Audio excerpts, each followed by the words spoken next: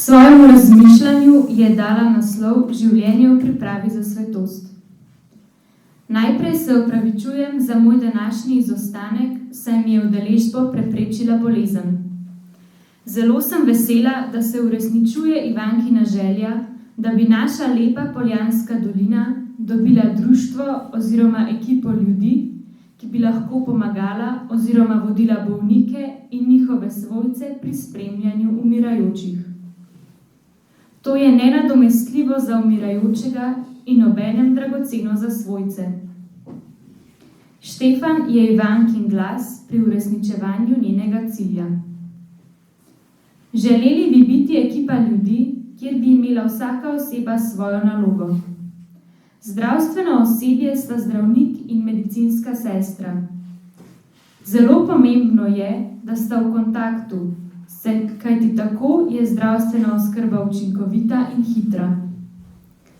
Zelo pomembno je, da sestra opazuje bolnika in opazi spremembe, kot so bolečina, vitalne funkcije, poslabšanje znakov pridruženih bolezni ter skrbi, da se svojci naučijo pravilne nege, kajti to zelo olajša delo in počutje bolnika. Ene najbolj pomembnih stvari se mi zdijo: skrb za bolečino, kajti danes je kar nekaj zdravil, ki jo lahko olajšajo, ter skrb za zdravstveno stanje bolnika.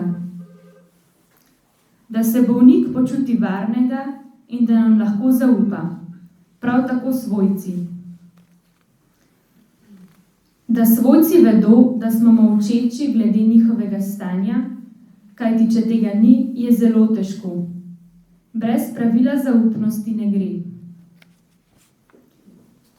Ena zelo pomembnih stvari je, da bolnik ni sam, kajti strah je prisoten, saj se svojci in bolnik podajo v neznano oziroma znano, kaj bomo videli in kdo nas bo sprejel pred nebeškimi vrati.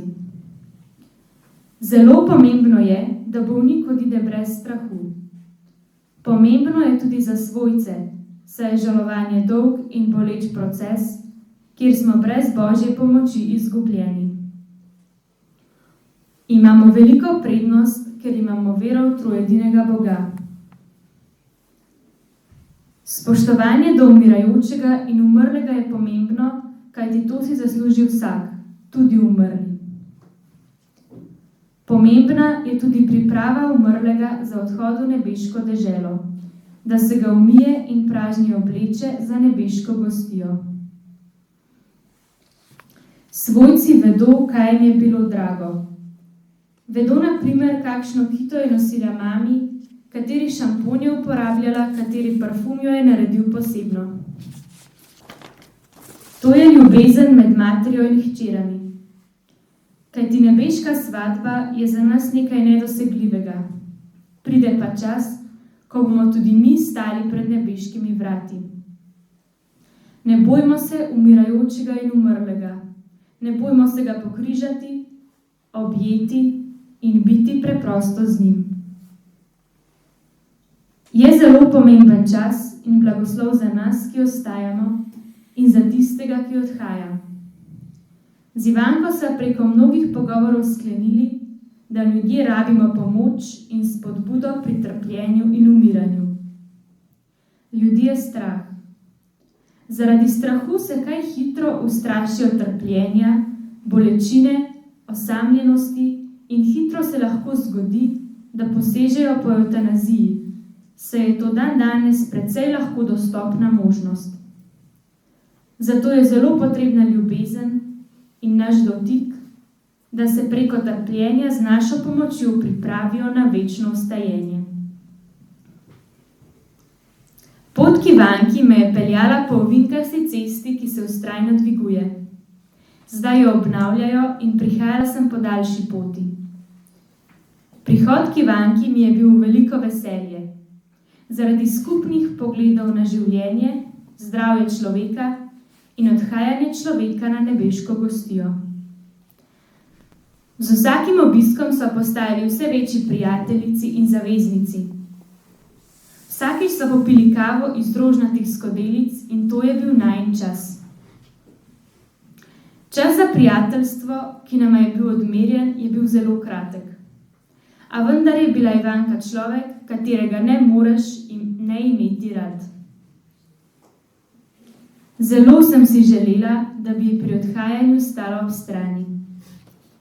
In ne boste verjeli, dano mi je bilo, da mi je Jezus po Mariji dal moč, da smo jo lahko z njenimi ljubimi hčerami uredile vsaka po svojih zmožnostih in jo pripravile za zadnji ples.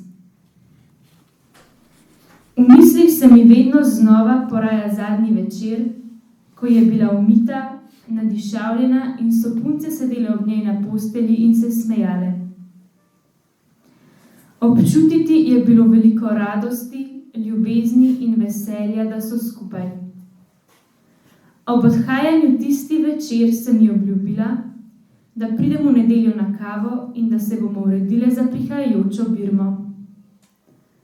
Ob tem je povedala, iz katerih čaš bomo pile kavo. To so bile najine zadnje besede, zadnji nasmeh, zadnji objem v zavedanju, kako pomembno je brezpogojno ljubiti. Kave nisva dočakali. Prišel pa je čas, da sem jo oblekla v plesno obleko za zadnji ples. Skupaj s Štefanom sva jo položila v krsto in ji naredila mehko ležišče z največjim možnim spoštovanjem, ljubeznijo in obljubo, da se srečamo za svetimi vrati.